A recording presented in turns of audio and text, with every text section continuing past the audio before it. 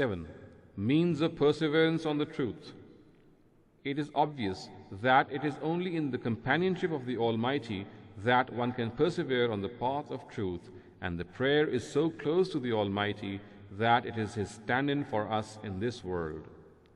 The Quranic verse, Wasjud waqtarib, or prostrate and attain my nearness, refers precisely to this aspect.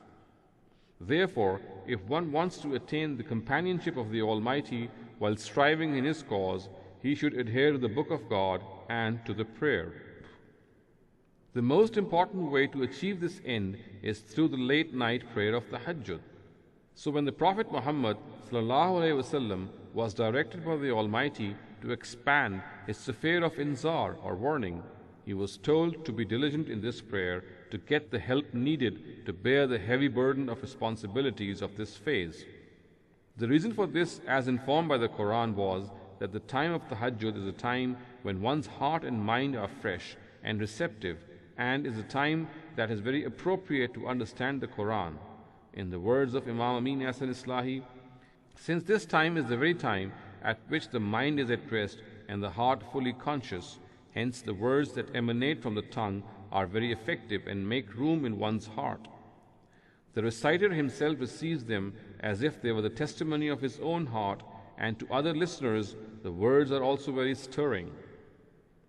Amin Hasan Islahi, Tadabbur Quran, Volume 1, page 203. The Quran says, Ya ayyuhal muzzammil, qumil layla illa qalila, nisfahu aw inqus minhu qalila, aw zid alayhi warattilil Qur'ana tartila, inna sanulqi alayka qawlan thaqila, inna nashi'atal layli hiya ashaddu wat'an wa aqwa muqila, inna laka fin nahari sabhan tawila, wadhkur isma rabbika wa tabattal ilayhi tabtila. O ye enfolded in your shawl, stand in prayer by night, but not all night, half the night or even less, or a little more, and in this prayer of yours recite the Quran in a slow measured tone, because soon we shall lay on you the burden of a heavy word. Indeed, this rising by night is very suitable for the mind's peace and the heart's resolve, and for the correctness of speech. Because during the daytime you will be hard-pressed with this task, so pray at this time, and remember the name of your Lord, and in this loneliness of the night, devote yourself entirely to Him. It is evident from certain narratives that the Almighty directs His special attention to this world at this time. Abu Hurairah radhiyallahu anhu narrates from the Prophet Muhammad sallallahu alaihi wasallam, every night the Almighty descends to our nearest sky. When 1/3 of the night remains, He says, Who is offering supplications that I may accept them? Who is asking that I may give him? Who is calling for forgiveness that I may forgive him? Al-Bukhari, Al-Jami As-Sahih, page 183, Hadith number 1145.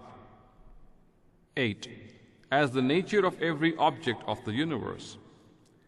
If only a person has eyes through which he can really see, there is a doubtless reality that he can observe. Every particle of this universe glorifies and praises the Almighty, offers His gratitude, and bows down before Him. He may not be able to understand His praise and glorification, but he can readily observe that just as the outer self of a thing bows down before the Almighty and is ever obedient to Him, the inner self too can be no different.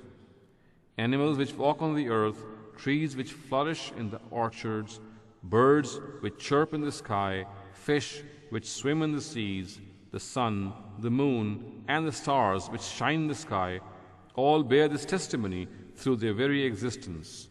The Quran says, تُسَبِّحُ لَهُ السَّمَاوَاتُ السَّبْعُ وَالْأَرْضُ وَمَنْ فِيهِنَّ وَإِن مِّن شَيْءٍ إِلَّا يُسَبِّحُ بِحَمْدِهِ وَلَكِنْ لَا تَفْقَهُونَ تَسْبِيحَهُمْ إِنَّهُ كَانَ حَلِيمًا غَفُورًا.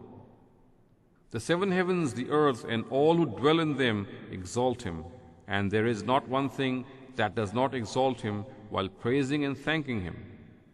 Yet you cannot understand their exaltation. Benevolent is He and forgiving. Surah number 17, verse 44.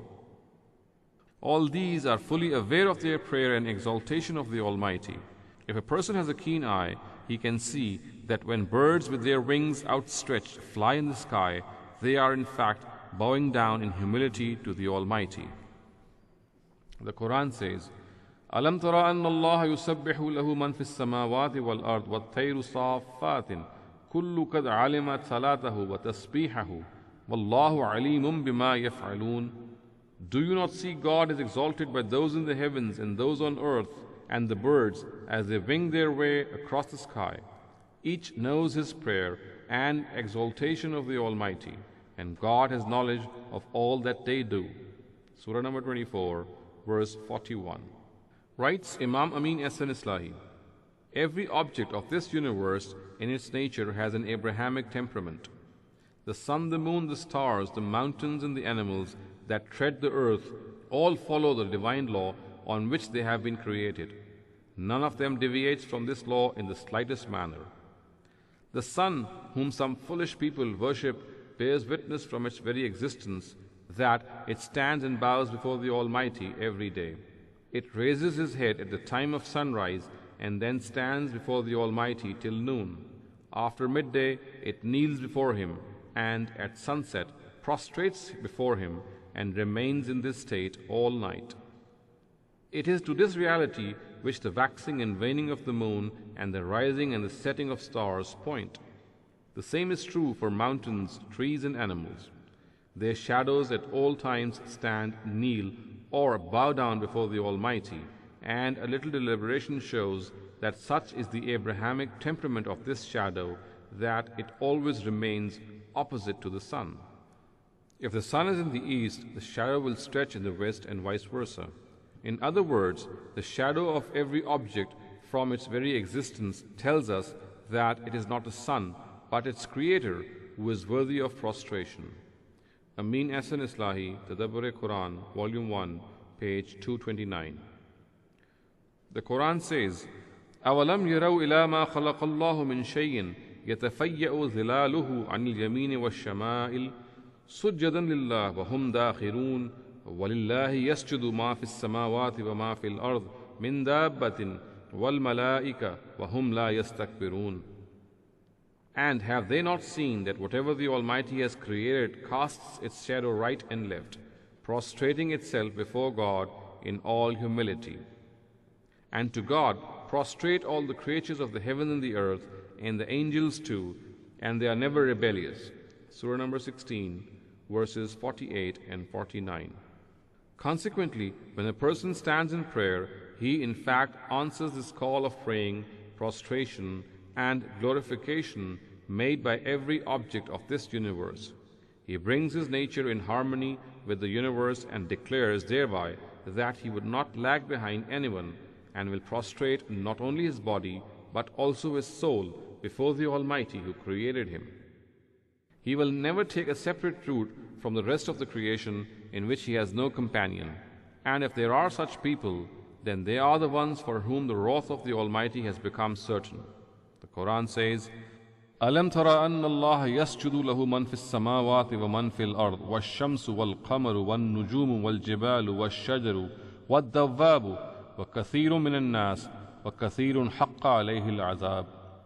Do they not see that those in the heavens and the earth, the sun and the moon, and the stars and the mountains, and the trees and the beasts, and countless men, all prostrate before God, and there are many on whom punishment has become incumbent?